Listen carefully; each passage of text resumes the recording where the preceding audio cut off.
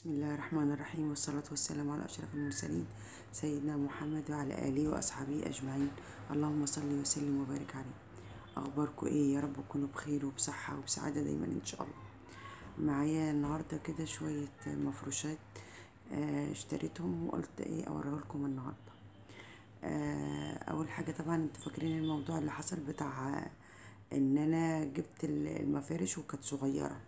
واحده حبيبتي قالت لي اعمليهم ووديهم عند واحد، فانا قلت لا مش هقعد اعمل كده. فانا ما كنتش جايباهم بقى لي فتره، يعني كان ممكن كان عدي عليهم اسبوع ولا حاجه. فرحت لصاحب المحل.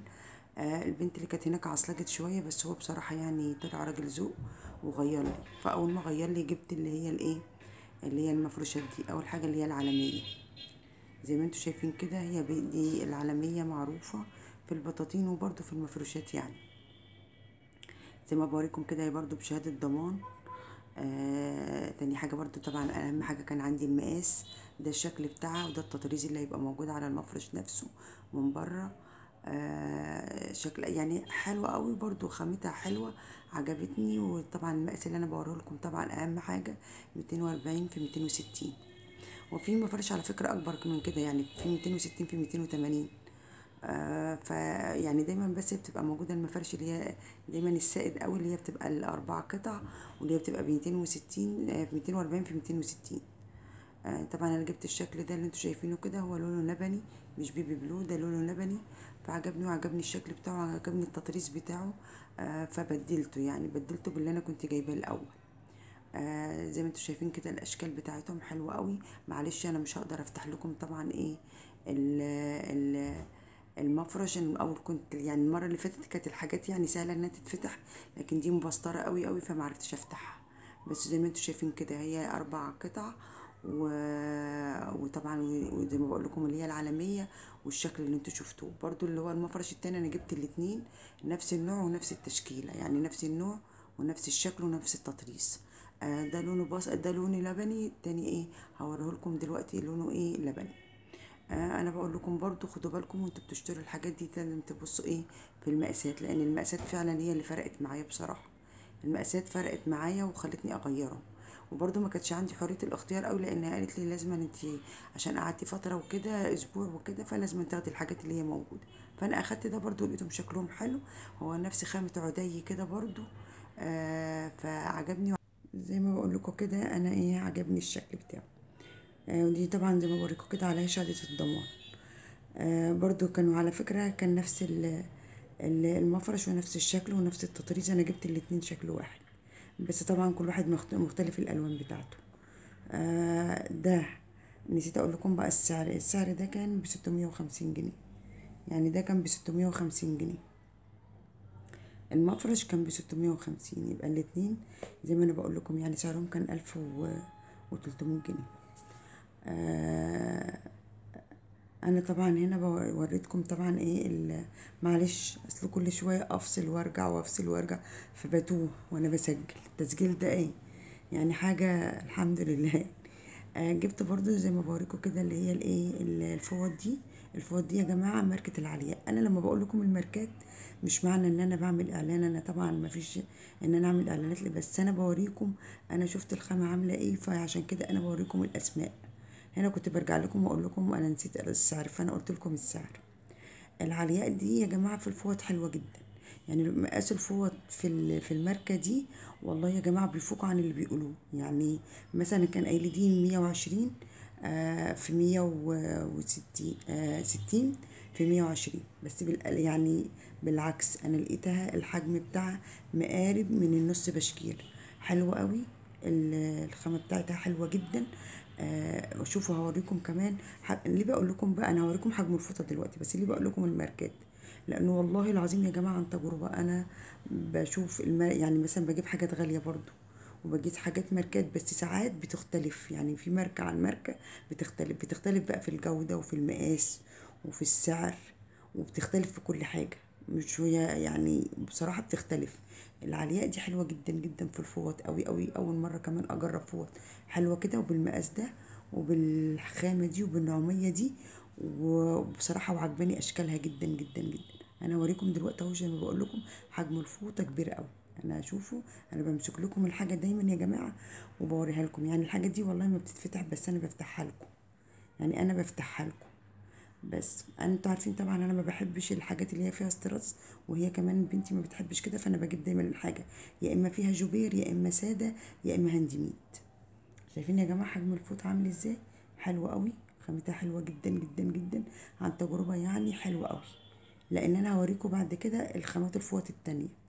انا مش بجيب يا جماعه دايما، انا بجيب الحاجات بصراحه، بجيب الحاجات اللي هي ماركات معروفه.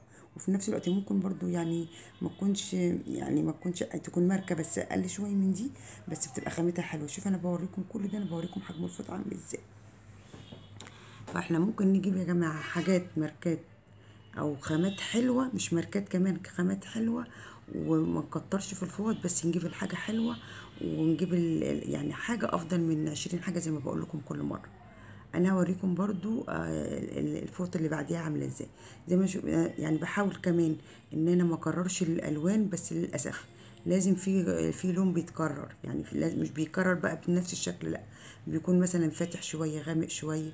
فللاسف يعني انت مش هتقدري ان انت تركزي ان انت تقولي لا ما اجيبش حاجه يعني ايه متكرره كتير. لا، بتتكرر بس بتكون يا اما افتح يا اما اغمق يا اما يعني ايه مقربه كده من لون. دول يا جماعه كان 4 فوط كنت جايباهم ب 750 جنيه. الاربع فوط في العلياء دول كان ب 750 جنيه. حلوين قوي وخامه جميله جدا. انا هوريكم اللي هي ايه،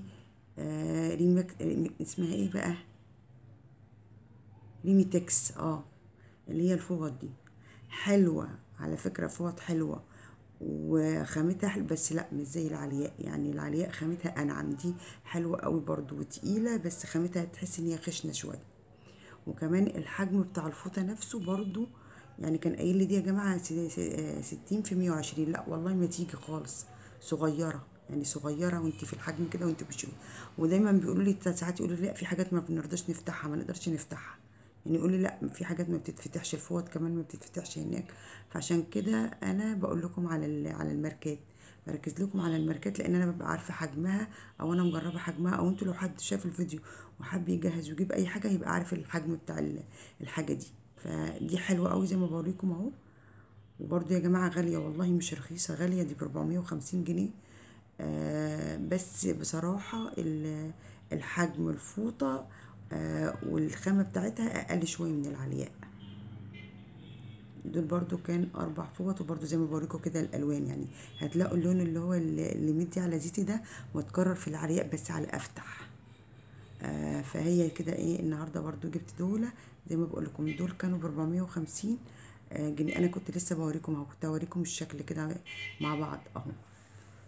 يعني كنت بوريكم الاشكال متكرره، يعني ده باين في الكاميرا ان هو فاتح، لا بس بالعكس مدي درجه المنت الخفيف خالص قوي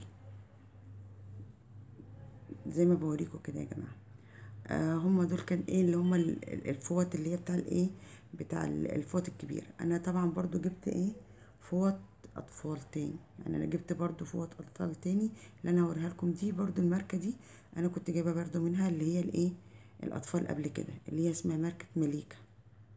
يعني الفوط دي ماركه مليكه، حلوه برضو، خامتها حلوه جدا جدا، لما جربتها قبل كده فجبت منها تاني. عشان كده لما بجرب الحاجة وبلاقي خامتها حلوة بكرر منها تاني. دول 3، بس دول معاهم بقى طبعا مختلفين. انت عارفين الحاجات اللي طالعة الايام دي معاهم دبدوب، برضو كانت ماركة المليكة، وهوريكم برضو الايه الخامة بتاعتها. وهي كانت ايه يعني خامتها حلوة برضو والله، يعني خامتها حلوة قوي، واشكالها برضو حلوة. بس دي مختلف مع عندكم، ما كانش فيهم دبدوب، ده بقى فيهم دبدوب. كنت جايبة برضو دول يا جماعة، كنت جايباهم ب400 جنيه. يعني التلاتة كانوا ب400 جنيه عشان خاطر الدبدوب ده، يعني كان عشان خاطر الدبدوب. وزي ما قلت لكم الأطفال لما تختاروا فيها الأشكال لازم تبقى مطبوعة فيها. أنا بوريكم اهو الدبدوب، وهوريكم الشكل دلوقتي بتاع الفوطة نفسها. فانتوا وانتوا بتشتروا يعني ركزوا يا جماعة، ركزوا على الحاجات دي برضو والله.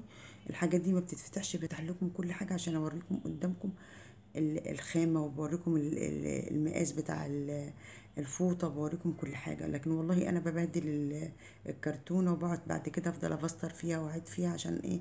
ارجعها زي الاول. زي ما قلت لكم لازم المجسمات دي يا جماعة ما تبقاش لزق، لازم تبقى مطبوعة او متخيطة في قلب، انا في قلب الفوطة. انا وريتكم قبل كده كانت متخيطة في قلب الفوطة نفسها اهو. شوفوا يا جماعة، انا بمسك لكم الخامة بحس بنعوميد، يعني دي ناعمة قوي، يعني الخامة دي ناعمة جدا. يعني مثلا عارفة المليء ريميتكس والعلياء، العلياء احلى. الخامة بتاعت ريميتكس خشنة شوي، اللي هي دي الخامة بتاع الاطفال ناعمة جدا، ناعمة ناعمة وحلوة قوي، مش قطيفة، بس الخامة بتاعتها ناعمة فعجبتني. فلما جربتها قبل كده قلت لكم ان انا جبت ده. انا كده ايه، زي ما وريتكم كل الحاجات اللي انا النهارده اشتريتها، بوريكم الخامات، بفتح لكم العلب عشان خاطر عيونكم تشوفوا يعني وتجربوا. انا كل ده انا بعمل لكم كده عشان تشوفوا الحاجه وتشوفوا خامتها، عشان ايه لما تيجوا تشتروا تبقى ايه عارفين. كله بيدخل يعمل ريفيو، انا عن نفسي بدخل اعمل ريفيوهات على الحاجات اللي بتشتري، عشان لما اجي اشتريها الاقي يعني حاجه يعني نفعاني، او استخدمتها قبل كده وبقت كويسه، فانا بعمل زيكم كده. دي كانت فوات النهارده ومفروشات النهارده، يا رب تعجبكم. يا رب اكون بقدم لكم ولو حاجه بسيطه. متنسوش يا جماعه في اللايك والشير والاشتراك في القناه. والله يا جماعه القناه واقعه خالص، ادعموني في الفيديوهات الاخيره دي، واعملوا لي لايك كتير، واعملوا لي شير كتير، واشتركوا في القناه. وعايزاكم لايكات لايكات يا جماعه، عشان اللايكات والله زي ما بقول لكم كل مره هي اللي بترفع الفيديو. وعايزه اسمع تعليقاتكم عشان ارد عليها ان شاء الله. واشوفكم على خير ان شاء الله باذن الله في الفيديو الجاي. وادعوا لي ربنا يكمل كل حاجه على خير وسلامه باذن الله. ربنا يخليكم، وما تنسونيش في اللايك يا جماعه، في اللايك عشان اللايكات بترفع الفيديو زي ما بقول لكم. مع الف الف سلامه، واشوفكم على خير الفيديو الجاي باذن الله. مع السلامه.